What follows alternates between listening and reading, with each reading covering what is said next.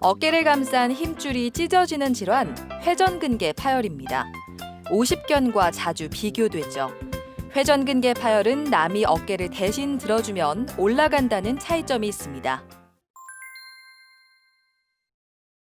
오십견은 어깨가 굳는 현상을 말합니다.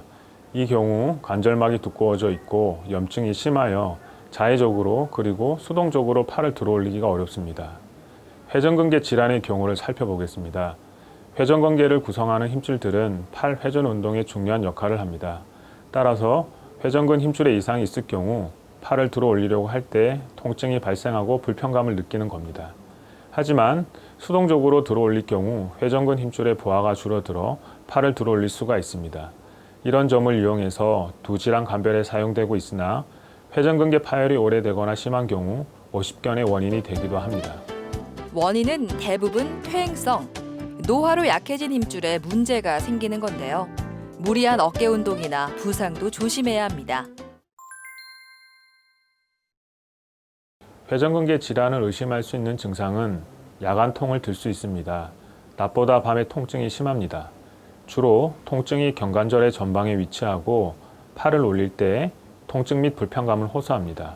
그리고 팔을 올릴 수는 있지만 내릴 때 힘이 없거나 통증으로 툭 떨어뜨린 경우도 의심해 볼 수 있습니다. 하지만 오십견이 동반된 경우에는 수동 운동 제한이 있어 위의 특징적인 증세가 나타나지 않을 수 있습니다. 한 번 찢어진 어깨 힘줄은 저절로 붙지 않습니다. 시기를 놓치면 나중에는 치료를 해도 회복이 힘들어집니다.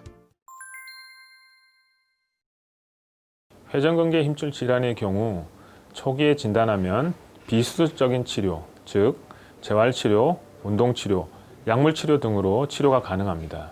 하지만 진단이 늦어 힘줄 파열이 발생한 경우 힘줄 봉합술과 같은 수술적 치료가 필요할 수 있습니다.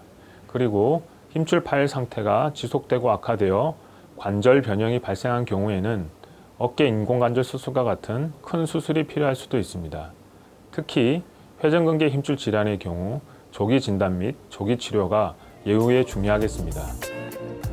예방을 위해서는 충분한 스트레칭이 필요한데요. 특히 운동 후에도 어깨에 쌓인 피로를 충분히 풀어줘야 합니다. 건강 365였습니다.